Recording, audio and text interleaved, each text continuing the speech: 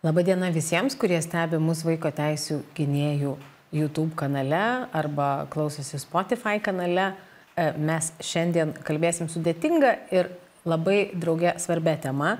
Vaiko teisių gynėjai sako, kad visos skaudžios ir nepatogios temos gali būti sprendžiamos garsiai apie jas prabylant. Tad viena iš tokių temų yra seksualinis smurtas prieš vaikus. Didžiausia rizika, kaip sako specialistai, nukentėti ir būti neidentifikuotiems, tai reiškia ir likti be pagalbos, nes negali apie tai pasakyti, turi maži vaikai, nesuprasti netinkamo elgesio, jie gali ir negalėti pasakyti. Statistika, kaip gal jau esat girdėję, rodo, kad dažniausiai vaikai netinkamą elgesį patiria iš artimo žmogaus. Labiausiai pažeidžiamas amžius seksualiniam išnaudojimui yra nuo 10 metų, tad labai, irgi sako specialistai, svarbu susirūpinti prevenciją anksti. Mes šiandien kalbėsim apie būdus, saugant vaikus nuo galimos skriaudos. Tai kas svarbu prevencijai, aptarsim, ką daryti, kad tokiu atveju būtų kuo mažiau. Ir irgi atsakysim į klausimą, kodėl didžiausia rizika nukentėti nuo seksualinio smurto turi maži vaikai. Aš esu žurnalistė Živilė Kropaitė ir pristatau pašnekoves šios dienos. Tai yra Valstybės vaiko teisių apsaugos ir įvaikinimo tarnybos specializuotos pagalbos vaikams ir šeimoms skyriaus patarėja psichologė Vilma Paliaukienė. Labadiena. Labadiena. Su mumis taip pat yra medicinos gydytoja ir kognityvinės elgesio psichoterapijos konsultantė, seksualinio smurto prevencijos srityje veikiančios platformos Ribologija atstovė Rusnė Kirtiklytė. Sveiki. Ačiū labai, kad čia prie mūsų prisijungėt ir ačiū, kad šitą temą mes drauge pasikalbėsim. Mes pasakykim iš tikrųjų pirmiausia apie tą amžių. Aš taip tarsi reikšmingai pasakiau, kad svarbu kalbėti kuo anksti. Kada iš viso reikia pradėti apie šitą temą galvoti ir jie rūpintis? Koks yra amžius, jeigu tu turi, nežinau, vaiką ten 8 metų, ar jau yra per vėlai? Ką sakytumėt, Vilma? 8 metų jau yra per vėlai. Labai didelis procentas vaikų nukenčia iki mokyklinio amžiaus. Pagal mūsų skyrius, specializuotos pagalbos skyrius statistika, tai 16-17 procentų yra vaikų nukentėjusių nuo seksualinės prievartos, kuriems yra nuo 0 iki 6 metų. Tai su vaikais apie ne tai, kad apie seksualinę prievartą konkrečiai ar ne terminais, bet apie kūno saugumo taisyklės turime pradėti kalbėti, tada, kada vaikas yra pajėgus išmokti bet kokių taisyklių, kad ten sėdamės prie stalo valgyti ar netokių elementarių, tai mes išmokome tada vaiką apatinių rūbelių taisyklės. Kad po apatiniais rūbeliais mergaitėm po maudymosi kostiumėlių niekas negali liestis. Ir tada vaikas jau žino, kad tai yra privačios kūno vietos ir atsiranda tikimybė, kad jeigu jisai žinos, jis mums praneš. Nesusijęs to tiesiogiai su nusikaltimu, bet tai yra žinia apie taisyklę ir jeigu sulaužyta, vaikas praneša. Tai turime tikrai nuo labai ankstyvo amžiaus, kai vaikas pajėgus tokiai verbalinių komunikacijų, jam iškomunikuoti apie tai. Mes dar tikrai būtinai pasikalbėsim ir ar tiek užtenka pasakyti ir kiek dar informacijos yra svarbu vaikui išgirsti ir kada ją tiksliausia pateikti, bet dabar dar irgi pakomentuokim tą teiginį, kurį aš tarsi pati pasakiau, specialistų lūpas idėjus, kad nuo 10 metų pažeidžiamiausi yra vaikai, ar čia tikslu, Rusnė? Kad nuo 10 metų pažeidžiamiausi seksualiniam smurtui yra vaikai. Seksualiniam smurtui bendrai kalbant, tai iš esmės yra pažeidžiamiausios moterys, kokio amžiaus bebūtų. Ar 10 metų, ar 6 metai, ar 30, ar 40, ar dar vyresnio amžiaus, nėra kažkokios vienos amžiaus grupės, kuri būtų visiškai atspari smurtui ir tikrai galim sakyti, kad tarkim nepatiria seksualinės prievartos. Tai dėl to yra svarbu kalbėti apie tą prevenciją ir aišku, kiekvienam amžiui yra truputį skirtinga, gal skirtingus dalykus mes akcentuojame. Bet kuo anksčiau, kaip ir minėjo kolegė Vilma, tai kuo anksčiau mes pradedame apie tai šnekėti, tuo yra didesnė tikimybė, kad žmogus tiesiog gyvens saugų gyvenimą ir bus saugesnis, augdamas, vystydamasis, bręsdamas šitoje mūsų visuomenėje, kurie dar vis dėlto nėra išnaikintas iki galo seksualinis smurtas. Bet gerai, kada vaikai statistiškai dažniausiai patiria, jūs minėjot berods nuo 1 iki 6 yra apie 17 procentų. Kur yra didžiausias tas procentas, kada yra ta amžiaus riba, kai yra rizika patirti pati didžiausia nuo 10, ar visgi dar yra tam laikotarpį nuo 6 ir 10, kai irgi yra labai labai svarbu ir tų atvejų yra daug? Mūsų skyriaus praktiką galiu pasiremti, tai didžioji dalis vaikų, kurie patenka, yra vaikai iki 14 metų, tai yra mažamečiai vaikai. Jie sudaro didžiausią procentą, tai tie vaikai yra labai pažeidžiami, labai lengvai prieinami ir tikrai tokia tam tikrą prasme patogi auka smurtautojų, nes dalis jų negali iškomunikuoti, kas atsitiko, nesupranta, kas atsitiko, tai tikrai daug tokių vaikų yra ir mes dažnai kartais žmonės pagal įsitikinimus ir tokius mitus galvoja, kad štai paaugliai, ten didesni, bet jie yra ta grupė, kuri nukenčia nuo seksualinio smurto, bet tai, ką rodo pas mus patekę vaikai, kurie yra identifikuoti kaip seksualinio smurto aukos, tai vis tik yra tokio tikrai mažamečiai vaikai. O tas artimojo faktorius? Tai kuo mažesnis vaikas, tuo turbūt didesnė tikimybė, kad jisai nukenčia artimoje aplinkoje arba jam pažįstamoje aplinkoje nuo žmogaus, kuriuo jisai pasitikė. Nes maži vaikai, jie paprastai vieni neleidžia laiko, ar ne paaugliai, jie gali išeiti kažkokias vietas, kur kartais ir nepasako, kur išeina, sutinka nepažįstamų žmonių, tai atsiranda nuo tokia didesnė erdvė, bet mažesni vaikai, tai tikrai jie dažniausiai nukenčia artimoje ir pažįstamoje aplinkoje. Na gerai, kad mes dar nusakytumėm kokią nors tokią dabartinę padėtį, kad suprastumėm, nes atrodo mes vis daugiau apie tai kalbam, yra kokių nors ten programų, yra lytiškumo ugdytojai, kurie, tarkim, mano vaiko darželyje buvo pasamdyta lytiškumo ugdytoja, kuri atėjo papasakot, kad štai apie 5 metus tu jau privalai papasakot vaikam apie pornografiją, tai atrodytų, fonas yra toks labai palankus situacijai gerėti, bet kaip jūs apčiuoptumėt, kokia yra visgi ta padėtis, tų atvejų daugėja, besikreipiančių, mažėja, daugėja tokių, apie kuriuos mes sužinom, ką mes galim iš praktikos apčiuopti. Aš galiu gal truputį pakomentuoti šitoje vietoje dėl to, kad iš esmės, vėl pratęs galbūt dėl besikreipiančiųjų, bet kai mes kalbam apie seksualinę prievartą, kurią vaikai patiria, ir tą prieinamumą prie interneto, kur irgi buvo paminėta apie pornografiją, tai šiais laikais su seksualinio smurto apraiškom vaikai susiduria vien jau per internetą, gerokai anksčiau. Tai jeigu anksčiau mes apie pornografiją, tarkim, galvodavo, kad reikia kalbėti, ten, nežinau, 11-12 metų ir panašiai, kartais iki dabar susiduriam su tėvais, kurie sako, kad mano 15 metų vaikas, aš dar nekalbėjau, gal reikia pakalbėti ir mes jau ten šiaip savo, kaip šitos srities profesionalai tiesiog truputį kikenam, nes jau žinom, kad tas vaikas seniausiai apie tą pornografiją žino. Tai šiais laikais, jau net ateinant kartais į prieš mokyklinės grupės, tu iš vaikų išgirsti terminologiją, kuri anksčiau galvoja, kad buvo skirta tik tai suaugusiems žmonėms, tą pačią pornografinę terminologiją. Vėlgi šiais laikais vaikai sugeba ir nusimti tą tėvų apsaugas kažkokias ir daug laiko leidžia prie to interneto.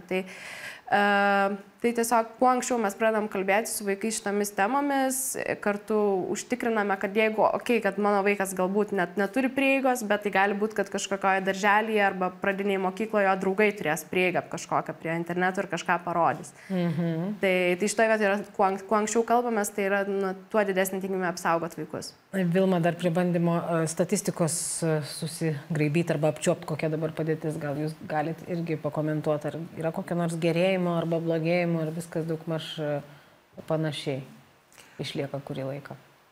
Aš turbūt įvardinčiau kaip gerėjimo, bet, ta prasme, mes dirbame 9 metus, jau jeigu kaip užuovėje prieš tai buvome, ar ne, dabar tą veiklą tęsime Valstybės vaiko teisių apsaugos ir įvaikinimo tarnyboje. Tai gerėja ta prasme, kad atrodo tikrai didėja žmonių sąmoningumas ir gebėjimas atpažinti. Tai dėl daugiau vaikų yra kreipiamasi. Tai kuo mes laukiame daugiau vaikų, kurie patenka į mūsų skyrių, tai atrodo, kad jie yra toje aplinkoje, kuri gali pamatyti, tų žmonių tolerancija smurtui mažėja. Tikrai yra daug žmonių, kurie kreipiasi tiesiog pasitarti, pasikonsultuoti, kad štai stebiu tokį elgesį, kaip čia galėtų būti. Ir tai jau yra labai svarbus signalas, kad žmogus galvoja. Ne kad aš pamačiau ir gal tai nėra normalu, ką stebiu. Tai skaičiai, jie, turbūt kažkiek yra panašus, bet yra tokio didėjimo tendencija ir jaučiame tikrai per atpažįstamumo prizmę, kad žmonės mato. O kas kreipiasi dažniausiai, kai jūs sakot, kad atsiranda daugiau aplinkoje žmonių, kurie atpažįsta atvejį ir kreipiasi? Kartais skambina patys tėvai, matydami elgesį, vaiko sunkumus, jie tada irgi domisi klausia, kaip čia būtų galima daryti. Kartais patys specialistai, kurie dirba, jiems kyla dvejonė, nes seksualinė prievarta nėra tas smurto rūšis, kuri būtų labai lengvai atpažįstama ir lengvai identifikuojama.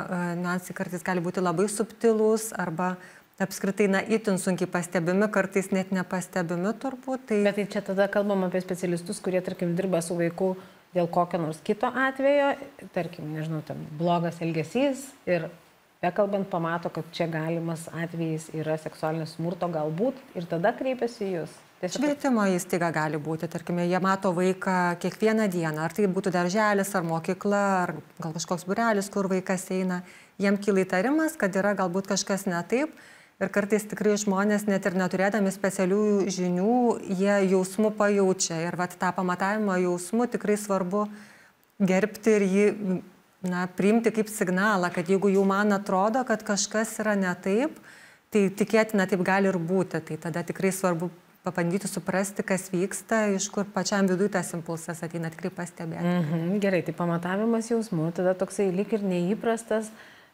dar amžiaus grupiai nebūdingas žodynas. Kokie yra dar būdai, arba netgi tų pačių būdų daugiau pavyzdžių duokim, kai gali specialistai įtarti, kad yra galimas seksualinio smurto atvejais išnaudojimo? Tai šitoje tai galėčiau paantrinti dėl to, ką sakėt, ir dar yra tam tikri dalykai, pavyzdžiui, tam tikri veiksmai, kurie, tarkim, vaikui nėra būdingi. Paprastai tokio amžiaus vaikų nėra būdingi. Tai tarkim, jeigu vaikai masturbuojasi dažnai norėdami save nuraminti, be jokių seksualinių minčių nuo labai labai ankstyvo amžiaus, nes jie apčiuopia, kad tai yra tiesiog kažkas malonaus, bet jeigu vaikas pradeda obsesyviai masturbuotis, tarkim, masturbuotis per skausmą, save liečia labai labai stipriai kažkaip, tarkim, net sukeldamas vėlgi skausmą, ašaras ar kažką. Jeigu pradeda žaisti kažkokius tokius seksualizuotus labai žaidimus su kitais vaikais ir tą daro irgi obsesyviai, taip kompulsyviai liečia kitus. Jeigu vaikas tiesiog prašo, ten yra amžius, kai jiems ten įdomu, tu man parodyk ir aš tau parodysiu, bet jeigu vaikas tą daro su visais ir tą pradeda daryti ypač su suaugusiais, nejaučia tų ribų kažkokio, tai vėlgi gali rodyti, kad vaikas yra patyręs kažkokią seksualinę prievartą, galbūt jam yra kažkas ar rodoma, ar daroma, ko jisai mokosi ir tada naudoja tai tiesiog su kitais. Yra labai labai svarbu atskirti vėlgi, kas su vaiku vyksta, su pačiu vaiku kalbėtis. Ir aišku, yra labai svarbu, kad vaikas žinotų tikruosius anatominius kūno dalių pavadinimus, kad gebėtų įvardinti, kad kažkas, pavyzdžiui, lietė mano vulvą arba mano penį ar dar kažką. Tai tas irgi labai labai yra svarbu, kaip vienas svarbiausių apsauginių mechanizmų. Tai čia irgi vienas toks, kaip čia, prevencinis momentas, kurį mes irgi dar aptarsim, nes norėsis viso sąrašo pabaigoje momentų, kurie yra labai labai svarbus, bet noriu dar Vilmos irgi klausti apie tėvų galimybę atpažinti, kad vaikas patyrė seksualinį išnaudojimą. Gal prisimenat kokį nors, nežinau, nuosmeninkime atvejį, kas irgi leido tą padaryti. Iš ko mes galėtumėm dar suprasti?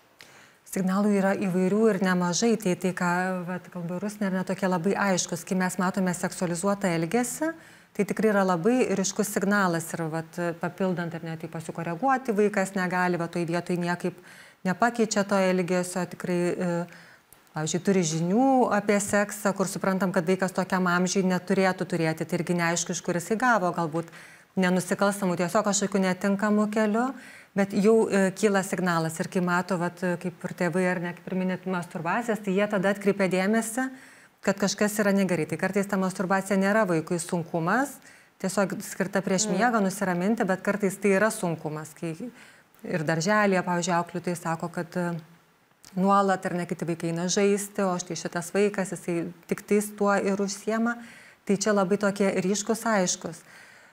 Kartais vaikai gali, ypatingai tie, kurie nesupranta, jie tiesiog kartais pasako atvirų tekstu, kad grįžęs namo ar ne, ten susitinku su močiute ir su jie turime tokį žaidimą ir pasirodo, kad tai yra apie seksualinį išnaudojimą, apie tvirkinimą vaiko. Vaikas gali pasakyti tiesiog atvirų tekstų, kas vyksta. Galime matyti iš jo kūno, ar ne, jeigu tai yra su prisilietimu ir jeigu vaikas yra sužalojamas vienaip ar kitaip, stipriau ar mažiau stipriai galime matyti ant kūno. Kartais tėvai sako, aš matau lyties organų srityje atsikartojančius sužeidimus. Ir negaliu suprasti, vaikas išsigąsta ir sako, kad užsigavau, nukritau, bet atrodo, nuo kur reikia nukristi, kad užsigautum. Ar ne tokią vietą, tai tada tai, ką mes pamatom ant kūno. Tai kaip vaikas jaučiasi, ar mes stebim pokytį jo emocinės būsenos, galbūt jis bijo kažkokio žmogaus, gal vengia kažkokias vietas eiti. Tai kuomet suaugęs žmogus yra ryšyje su vaiku, domisi juo ar ne, yra toks prieinamas ir pasiekiamas, tai tikėtina, kad tuos signalus gali pamatyti pačius subtiliausius ir įvairiausius. Tai... Bet žiūrėkit, pavyzdžiui, tu tarkim pamatėjai ir ten yra tas jausmo momentas, kurį jūs įvardėjat. Ar saugu yra tau, neturint specifinių žinių, kažkaip klausti vaiko, ar čia tave kažkas lietė, ar visgi iš karto tada jau reikia specialistui patikėti? Ar kažkas tave lietė, būtų netinkamas klausimas. Tai yra uždaro tipo klausimas, kuris mena atsakymą. Mes galime vaiko paklausti, papasakok daugiau, kas atsitiko, kas buvo prieš tai, kas vyko toliau, ar ne tokio, kad suprastumėm situacijas. Kartais vaikai pasakoja dalykus, kur atrodo mums kaip saugusiam, kad galbūt tai yra seksualinės prievartos dalykai, bet kai paklausi, tai pasirodo, kad ten tiesiog matavo temperatūrą išangėje ar padėjo nusiprausti, ta prasme, kur nėra visiškai, nėra liktai nusikaltimo, tai mes kažkiek galime paklausti, sužinoti, bet vaiko, kai kalbame su vaiku, svarbu jam leisti pasakoti tiek, kiek jis tai pasakoja spontaniškai.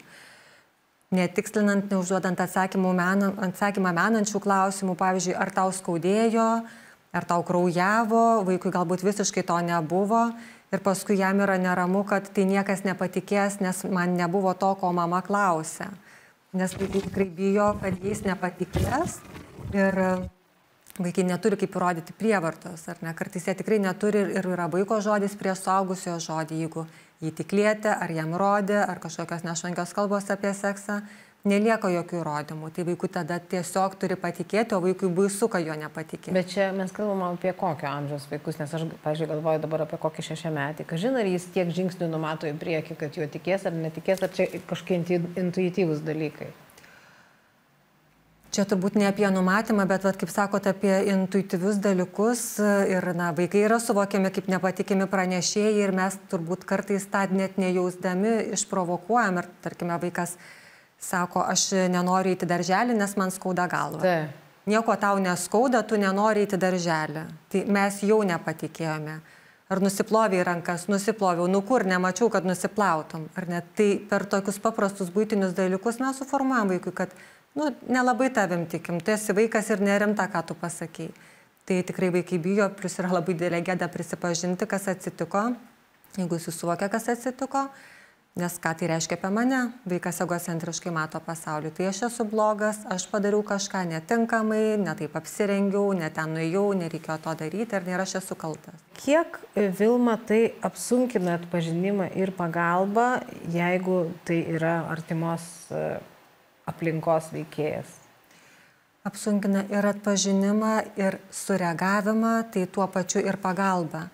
Atpažinti, tikrai mūsų psichika veikia ar ne, veikia visokiausios gynybos ir žmonės tikrai kartais sako, aš negaliu patikėti, kad taip galėjo būti, aš negaliu patikėti, kad žmogus artimoje aplinkoje, kurį aš pažįstu, gali taip pasielgti su šituo vaiku ar su kitu vaiku. Tai tikrai kartais iš tokio nepiktybiškumo ir netyčių nenoro slėpti, nes būna ir taip, ar ne, kad vaikų yra grasinama, tu negali pasakoti ir panašiai. Mes kurį laiką galim nesugebėti pamatyti, mums reikia tada pagalbos patiem, kad kažkas parodytų. Kitas dalykas, ką reiškia sureaguoti, jeigu kalbam apie artimą žmogų, apie savo mamą, apie savo sesę, brolį, dėdę ar ne, ko turime santyki, arba tai yra autoritetas, tai yra gal kažkoks įtakingas žmogus, galbūt nuo to žmogaus priklauso mūsų išgyvenimas, tai yra vienintelis pinigų šaltinis, kiek reikia drąsos pranešti ir eiti į tą tikrai sunkų vaikui ir aplinkiniams baudžiamąjį procesą. Ir tada, jeigu tie atvejai nėra identifikuojami, jeigu, tarkim, artima aplinka mato, bet jinai nekalba apie tai, nepraneša, tai tada ir pagalbos nesikreipia. Vaikas yra atribotas nuo pagalbos, o pagalbos savalaikiškumas yra labai svarbu. Kad gautų tada pagalbą, kada atsitiko ar ne, kada yra kuo anksčiau, kad neužsitęstų, kad tas trauminis mechanizmas, kad čia Rusne daugiau apie potrauminį stresą galėtumėt papasakoti kaip gydytoja, tikrai kaip neįsisenėja tie procesai ir tada pagalba dar sudėtingesnė tampa. Rusne, jūs dar vieną aspektą noriu, kad aptartumėt, minėjot, kad moteris apskritai pažeidžiamesnės, ar ne? Tai tada reiškia, kad ir mergaitės labiau pažeidžiamos, arba tiksliau dažniau patiria seksualinį smurtą negu berniukai, ar nebūtinai? Kalbant apie merginas nepilnametės, tai jos yra tikrai daugiau pažeidžiamos seksualiniam smurtui, ta prasme, kad jos tiesiog daugiau tą patiria. Bent jau kiek ką mūsų rodo statistika, nes vėlgi yra su vyrais ir berniukais yra ta stigma, kad jie ir taip, dar vis iš stereotipo, ar ne, kad vyrai turi neverkti, vyrai turi iškentėti, niekam nesakyti ir panašiai, ir kaip tu čia kažkam pasakysi, kad kažkas su tavim kažką darė, tai mes tos realios statistikos neturim nei vienos lyties, nes bendrai tai 80% atvejų būna nutilėta, tai va iš tų skaičių, kuriuos pasakėt, kiek jau yra registruota, tai galim įsivaizduoti, kad su visų seksualiniu smurtu 80% yra tiesiog nepranešama. Tai, bet kalbant apie skaičius, taip merginos iki nepilnametės turi didesnę tikimybę patekti išnaudotojams rankas, tai baisiai sakant, ir nepatirti tą seksualinę prievartą, seksualinį smurtą.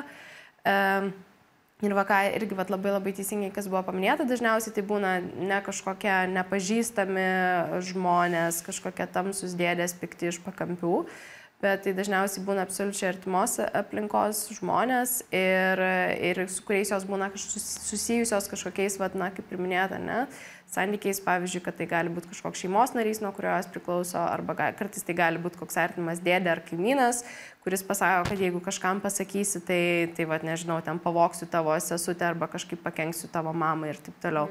Tai dar būna ir tos grėsmės elemento ir, iš tikrųjų, tai labai sudėtinga ir kompleksinė problema. Ar tai, kad tai yra artimos aplinkos žmogus, ir čia jau rizikuoju kvailai paklausti, bet norisi, ar tai tada sukelia didesnį potrauminį stresą? Na čia aišku priklauso, šiaip apie potrauminį stresą kalbant, tai yra toks labai sudėtingas reiškinys, žiaurus reiškinys. Ir kartais jo išsivystymas priklauso nuo žmogaus ir tam tikrų genetinių ir šiaip atsparumo veiksnių. Tai kas vienam žmogui yra trauma, ar ne, didelė trauma, kitam žmogui gali kažkaip praeiti taip šiek tiek lengviau, ar ne, būti irgi trauma, bet šiek tiek mažesnė ir greičiau pamirštama ir perdirbama. Tai, bet aišku, kai tai yra kažkoks pažįstamas žmogus, artimas žmogus, kažkaip susijęs su manim žmogus, tai didina nepasitikėjimą pasauliu. Tai be to vieno aspekto, kad manim kažkas panaudojo prievartą prieš mane, dar yra tas dalykas, kad tai kaip aš galiu pasitikėti kitais, jeigu net mano artimi žmonės gali taip su manim pasielgti. Vilma? Jo papildyti dar norėjau apie tą traumą, kurią kalbate. Kartais, jeigu vaikas nukenčia būdamas mažesnio amžiaus nuo artimo žmogaus, bet nesupranta to kaip seksualinės prievartos, ar ne? Jis tiesiog patiria kaip kasdienį savo įvykį, kuris nesukelia jam skausmo, gali būti malonus, ar ne, tai tampa kažkas rutiniško, bet jis vis tiek nešasi vaizdą apie pasaulį saugų, kad mano štai šeima yra gera, su manimi gražiai elgiasi, nieko man blogo nedaro. Ir tada jisai paauga, įgyja žinių ir supranta, kas atsitiko ir kad tai nebuvo gražus ir geras elgesys, kad tai buvo nusikaltimas, kad tai buvo išnaudojimas ir tas potrauminis stresas ir kitos tos reakcijos ir net viso pasaulio sugrivimas gali įvykti praėjus kažkiek tai metų po tų realių įvykių, tų kontaktinių įvykių. Tais atvejais ne visada taip drąsiai praneša kam nors. Taip, tikrai. Ir su kuo susitariam ir praktikoje, bet ir apie tos berniukus ir mergaitės, kalbant, mūsų skyriuje tikrai yra didžioji dalis mergaičių, kurios patenka mažesnioji berniukų, bet vėlgi tada kyla klausimas, apie ką tai yra, kaip ir sakom, tų tyrimų visokių yra ir neaišku, kur slypi ta priežastis, bet ką pastebėjome, kad tikrai vaikams yra labai gėda prisipažinti ir jie dažnai neigia, kad prievarta buvo. Ir kaip klausia, ar vaikai meluoja, tai meluoja, kad prievartos nebuvo. Ar ne, jie sako, kad man tikrai nieko neatsitiko, nors teismo medicinos ekspertizė rodo akivaizdžius įrodymus. Randa ir biologinių rodmenų ir visko, kad tikrai vaikas yra išprievartautas, sako, tikrai nieko nebuvo. O kokie biologiniai rodmenys gali būti? Seilės, spermos likučiai, odos atplaišos ar ne tai, ką galime rasti ant kūno, jeigu ta apžiūra atliekama 72 valandų laikotarpiu nuo prievartos, tai gali būti žymių ant kūno ir galime matyti tada. Gali būti ilgalaikiai sužeidimai, išangės raumuo, pavyzdžiui, gali būti pažeistas, kai ekspertai mato, kad tai nėra liga, kad tai yra tiesiog mechaninio veiksmo pasiekmė ir aišku, kad vaikas turėjo patirtis, bet neigia. Bet tai tas neigimas, tas melavimas, ar tai dažniausiai atveju yra tai, ką jūs sakot, gėda, ar tai gali būti ir kažkoks artimųjų dangstymas? Gali būti ir kaip būna, kad vaikas kažkam papasakoja, tarkim, vienam papasakoja, kitam papasakoja, o paskui staiga pakeičia parodymus. Man nieko nebuvo, aš esu melagis, žinot, visi vaikai melagiai, aš irgi pamelavau. Ir tada įrodyti, ar ne, kaip buvo, nes jis yra išgąsdintas, jam pasako, tu, nežinau, pateksi globos namus ar panašiai, jeigu pasakysi. O tada gerai, tada taip šviesiau pabandysiu paklausti, tiksliau tikėdamasi, kad čia bus šviesos. O pasitaiko visgi nepasitvirtinusių pranešimų? Tokios statistikos mes neturime, nežinome, kiek bylų nueina į teismą, kiek baigėsi kaltinamuoju nuosprendžiu.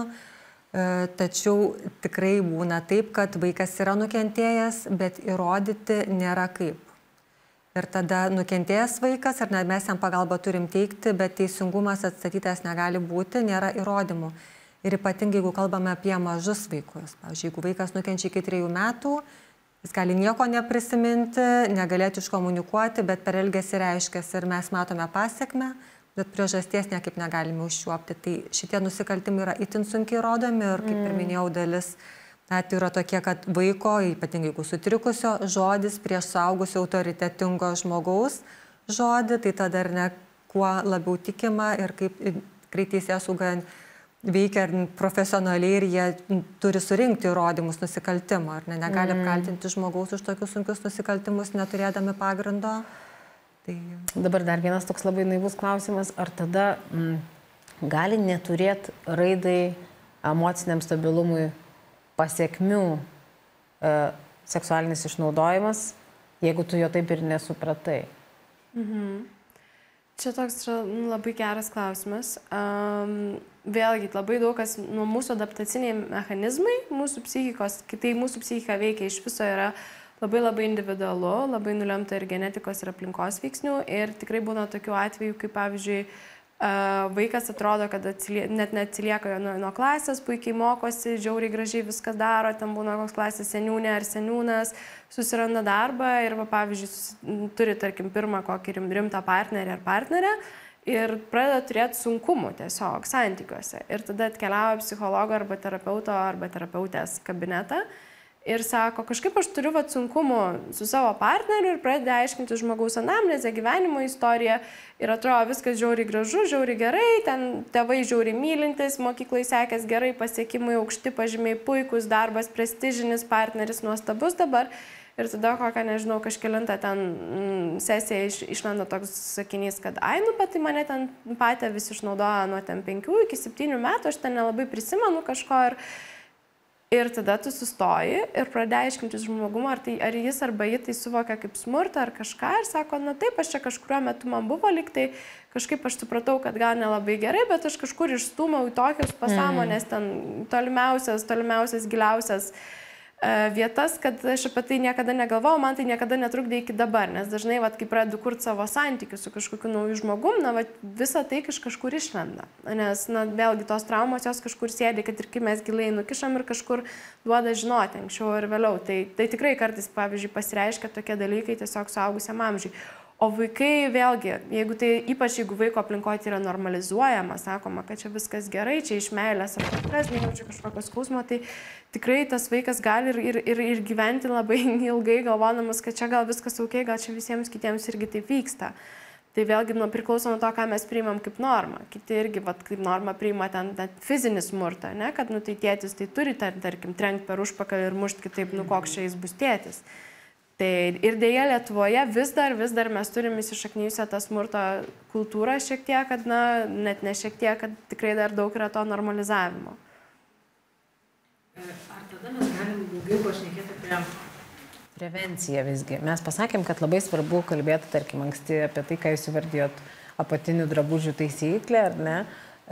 Jūs, Rusne, sakėt, kad ir lytinius organus labai svarbu vadinti tiksliais pavadinimais. Gal čia truputį irgi staptelkim, kodėl tai yra svarbu, pasakykim, ir kokie tie pavadinimai tikslus. Tai čia tikrai labai yra toks dalykas, kurį net su suaugusiais dirbdama pastebiu, kad atrodo, yra taip lengva pasakyti ranka, koja, net prieš mokyklinuką jau puikiausiai žino ten tokius žodžius kaip ten plaučiai, kepenis ar dar kažkas, kad va, ten plaučiais kvėpuoju, skrandis virškina. Sugeba tokius dalykus tikrai įvardinti.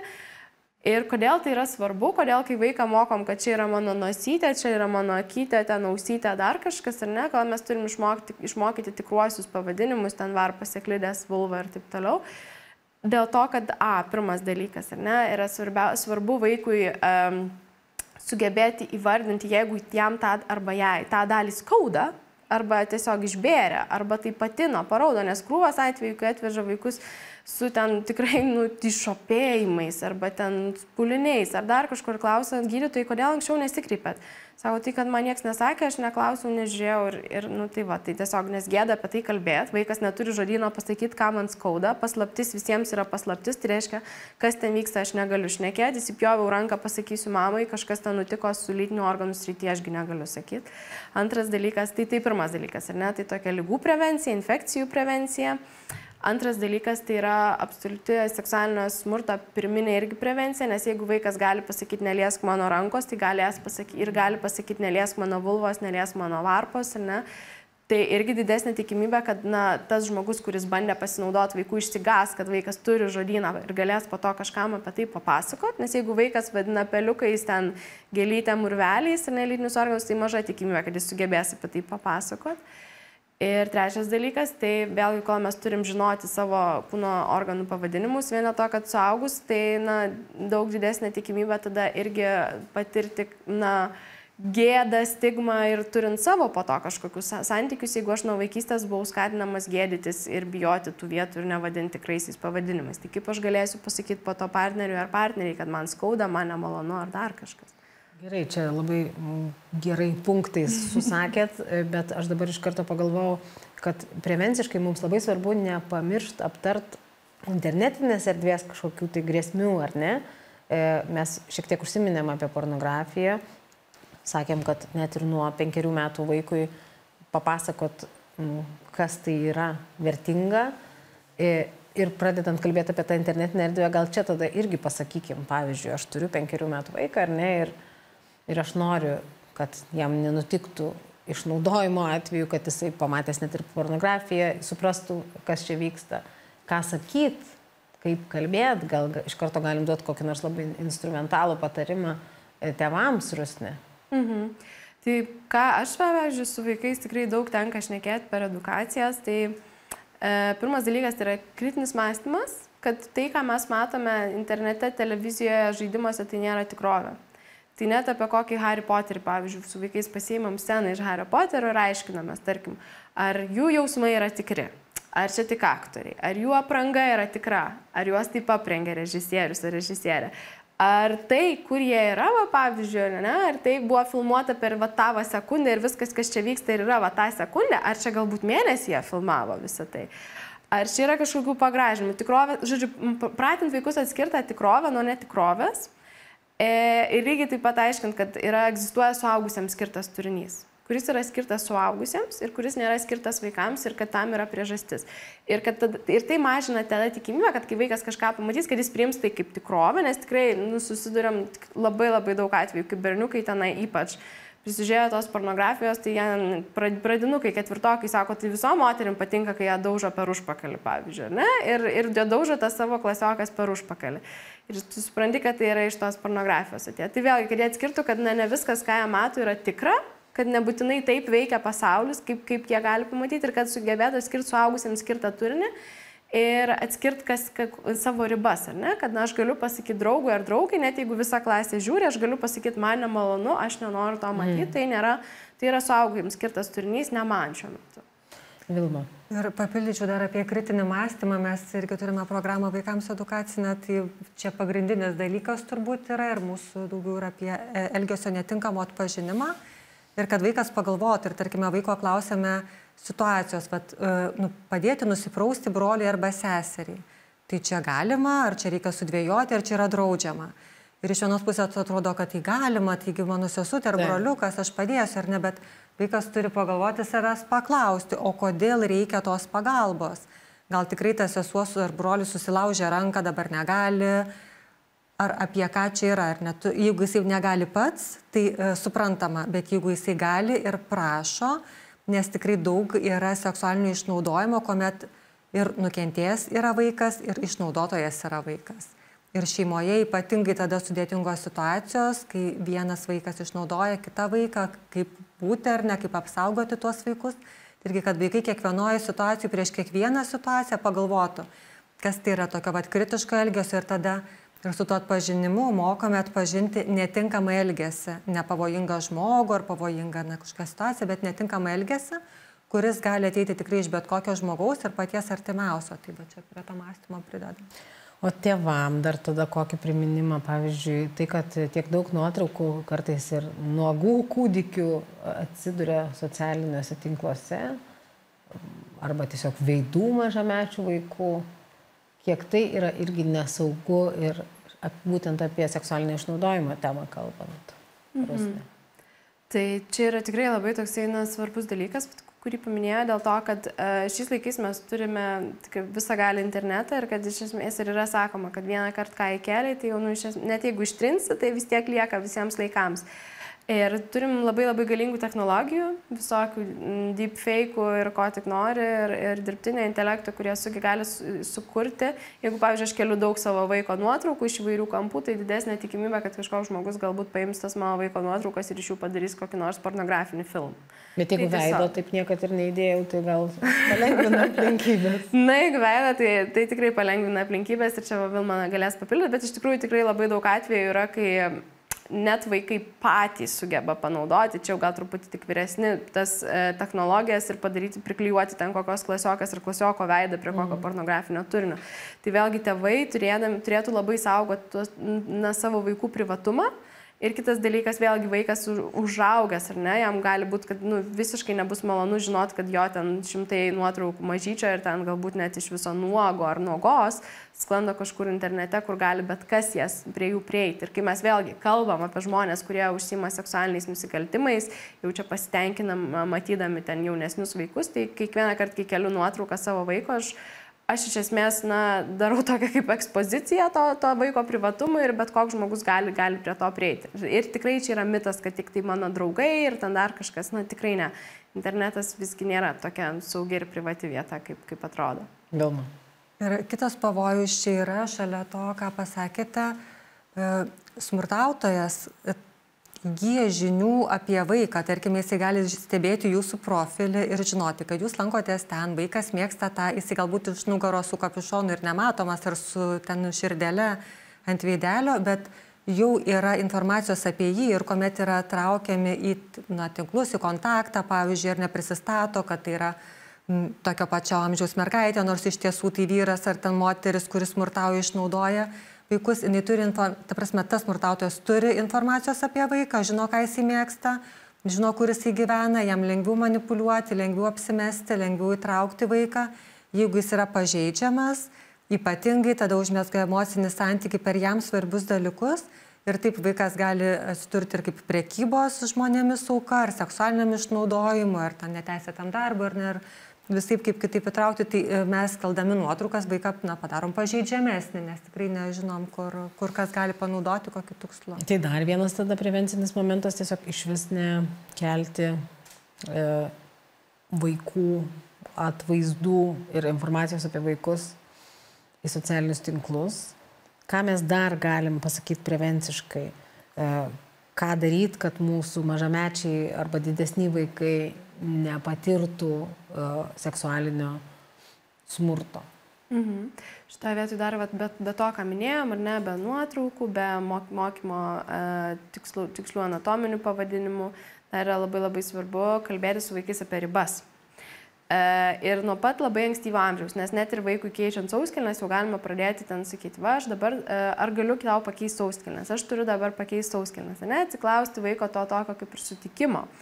Jeigu mes patys braunamės į vaiko kambarį be jokio, ten nežinau, be jokios žinios, ne, jeigu mes ten paimam, numaunam kelnes vaikui vidury ten kokio nors ten kiemo ar dar kažką, tai vaikas tikrai didesnė tikimybė, kad galvos, kad šitoks elgesys yra okay, tai yra tinkamas.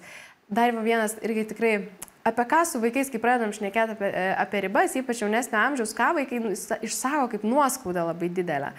Tai, pavyzdžiui, aš sakau, tada mes galim pasakyti ne, kai tarkim, nenorim bučiuoti, nenorim apkabinti draugo ar draugės. Ir tada labai daug vaikų sako, bet tai būna koks giminės, ten aš dabar tokį juokingą žodį pavartosiu, balius.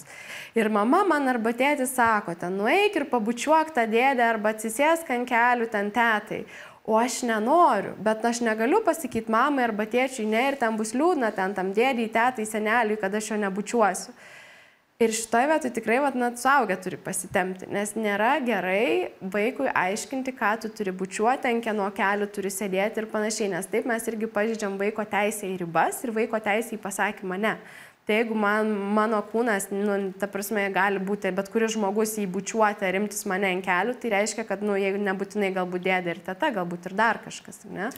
Čia keistas momentas apskritai, nes man atrodo, mes lyginant su tokiais ten portugalais ir ispanais visai nesam besibučiuotojų kultūra, o vaikus kažkodėl skatinam pabučiuoti tetas giminės baliuose. Tai tą reikia kažkaip aiškiau pasakyti mums ir išgyvendinti. Taip, lygiai tas pats yra su tais, pavyzdžiui, kai liepiama vaikams, vaikai du susipyksta, ten nežinau, Tomas ir Jonas susipyko ir sako, man, tai gerai, dabar susitaikykit, pasibučiuokit. Ir apsikabinkit. Ir aš tada sakau suaugusiam tokį pavyzdžių, jūs susipykot su savo kolegė, ne, arba kolega. Ir jums dabar šefas sakyti, tai dabar viską susitaikykit, pasibučiuokit ir apsikabinkit, o tu nenori žiūrėti į tą savo kolegą, tikrai tuo metu. Tai vėlgi tavo visos kūno ribos ir emocinės ribos lygiai taip pat peržengiamos, ne? Tai vėlgi šitas dalykas, kad vaikai turi būtinai susikipti už rankučių, pasibučiuoti, apsikabinti, galbūt jie to visiškai nenori, ne? Tai apie tas ribas yra labai svarbu kalbėti nuo pat ankstyvo amžiaus. Vilma, pritarėt, kad net ir apsikabinti vaikams nereikia patarti susipykus? Mes turime tokią knygelę, mano kūnas priklauso man. Tai ir apsikabinti, ir už rankos paimti, net ir tuos prisilietimus, kurie nėra nusikaltimas pagal baudžiamąjį kodeksą, vaikas turi teisę, ar ne, tai yra jo kūnas. Taip yra situacijos medicininės ar kažkas tokio, bet jisai tikrai turi teisę dėl, jeigu saugumo dar situacijos, irgi ten už rankos kažkur pagriebti, jeigu bėga į gatvę, bet mano kūnas priklauso man, aš turiu teisę pasakyti ne. Bet vaikui tai yra sunku padaryti, nes vaikas auga kontroliuojamoje aplinkoje. Mamytė, ar galiu nueiti į tualetą? Klausimas toks iš vaiko. Tai mes turim jam duoti tos kontrolės ten, kur jisai gali jos turėti, kad jisai nors kažkiek išmoktų pasakyti, kad ne, aš čia neisiu, čia yra mano atsakomybė ir nes čia galiu pasirinkti, ar aš žaliu mėgstukų šiandien vilkėsiu ar raudonu, ar ne kažkur galiu rinktis, kažką galiu sukontroliuoti. Ir taip irgi ugdyti tokį atstovėjimą savęs, ir čia nelabai lietuviškai gal jis yra aišku, bet ir kitas svarbus momentas yra šalia tos prevencijos, ką klausėte, tai kad vaikai gebėtų pranešti. Ir aš tikrai turiu iš praktikos tokių labai šviesių pavyzdžių, kai vaikas praneša apie kitą vaiką ir sako, man draugė sakė, kad ją namuose taip ir taip su elgėsi, ar muša, ar išnaudoja. Kartais vaikai paskambina tiesiog policijai. Sulaukia žinutės, kad mane išprievartavo ir paaugliai didesnį paskambina 112, nuvyksta policija įvykio vietą ir randa iš tiesų nusikaltimą. Tai kad jie žinotų, kad turi apie tai pranešti, kad yra tas elgesys, kuris yra netinkamas, nusikalstamas, apie jį turim pasakyti, ta bloga paslaptis ar ne, kurios negali saugoti. Ir tikrai kartais vaikai gelbsti vaikus, nes to nukentėjusio vaiko artimai aplinkai saugusiems gali būti per sunku, jie turi kažkokių gal kitų motyvų nepranešti, bet vaikai dažnai pasisako kitiem vaikam, ar ne, kaip savo draugui, kas man vyksta, ir jeigu jisai tinkamai sureaguoja, pasako savo tėvam, mokytam ar dar kažkaip, tai tas procesas užsisuka ir tikrai tada fiksuojami vaiko teisų pažeidimai per vaikus pranešėjus. Vaikai gelbsti vaikus, o pavyzdžiui, suaugusieji, kaip jiems dar labiau gelbėt vaikus? Turiu galvoje, kad tai, ką mes pakalbėjom, pavyzdžiui, kad ir pasišnekėjimas apie pornografiją 5 arba apatinių kelnių taisyklę. Tėvams, kurie patys nei lytiškumo ugdymo patyrė mokykloje, nei radę, tarkim, vaikystėje kažkokį labai artimą santykį su savo tėvais, ta prasme, kad tėvai vis tiek augo patys ir vaikus augino dažnai sovietmečių, kai nebuvo nei sekso, nei nebuvo tikrai lytiškumo. Ir jie nei moka kalbėti, nei žino, kaip pasakyti. Gal jiems ir gėda. Ką tada jiems daryti? Gal yra kokia nors, nežinau, atmintinė, kurią galima pasiskaityti. Gal yra kažkokių specialistų, į kuriuos jūs patartumėte iš karto kreiptis. Arba gal kažkokį paprastą patarimą, kad patys tėvai lengviau savo persilaužtų ir suprastų, kad tai yra vis dėlto neišvengiamai svarbu ir kad tą reikės padaryti. Šitą vietą tai galiu pasakyti, kad tikrai šiais laikais yra daug prieinamų medžiagos ir pavyzdžiui tiek ribologija, tiek įvairovės edukacijos namai labai šauniai dirba su suaugusiais, daro mokymus tėvams, per kuriuos tėvai turi galimybę tikrai ir užduoti klausimų ir tikrai būna kokybiškai apmokomi, kaip kalbėti su tais vaikais. Yra, ir minėjot, irgi literatūros, ir pati ribologija turi išleidus knygelę, irgi mažų vaikų tėvams, paskui ribas vadinasi.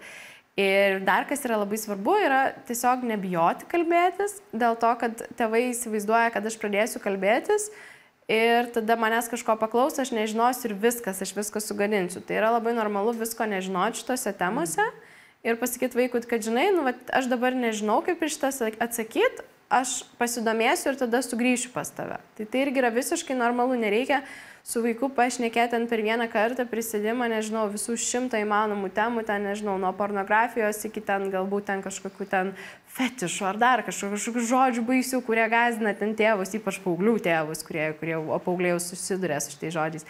Tai tikrai nebūtina visko aiškinti, yra svarbu irgi atsižvelgti į raidą, į vaiko, į tuos klausimus, kuriuos tas vaikas užduoda. Ir vėlgi yra legalu grįžti po to su atsakymais.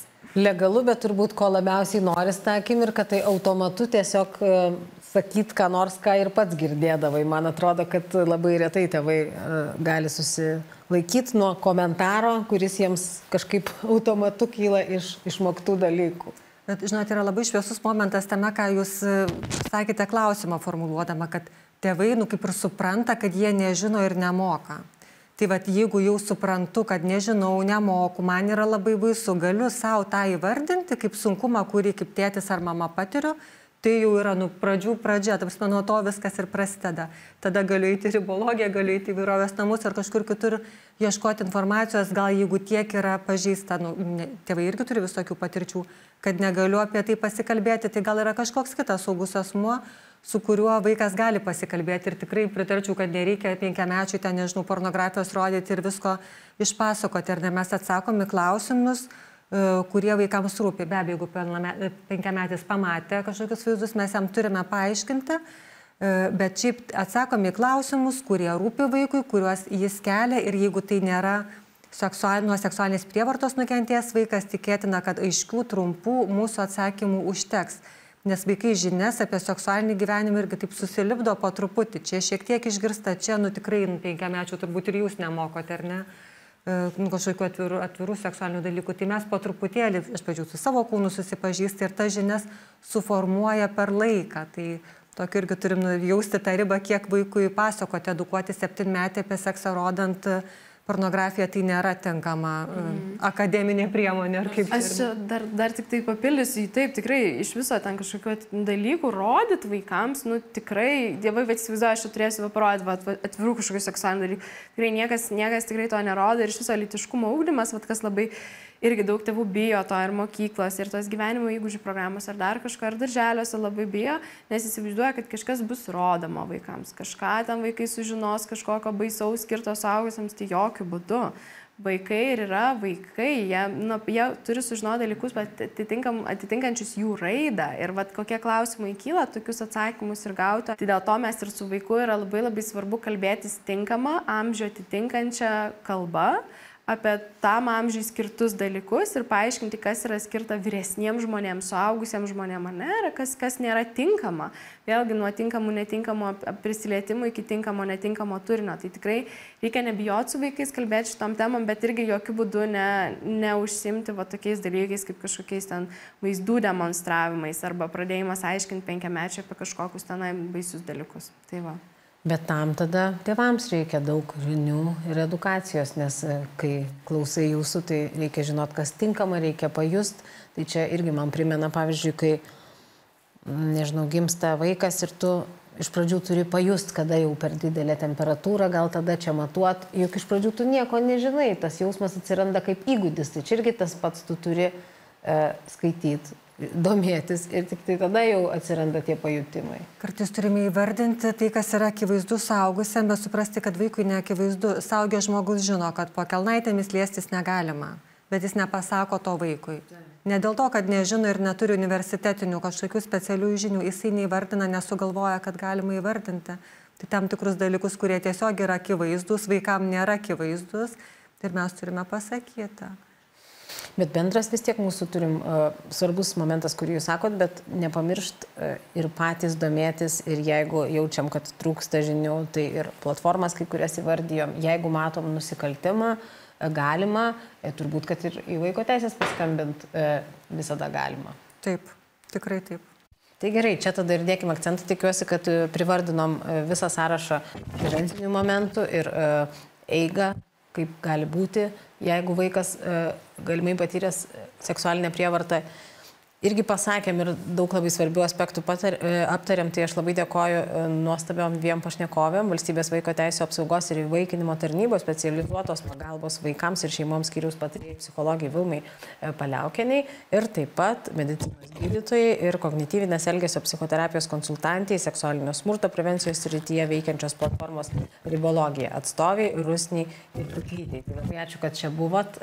Šitą įrašą YouTube kanale galite Vaiko teisių gynėjų YouTube kanale peržiūrėti ir vėliau jis čia bus patalpintas. Ačiū, kad esat su mumis. Aš esu žurnalistė Živilė Krapaitė ir sakau iki kitų susitikimų.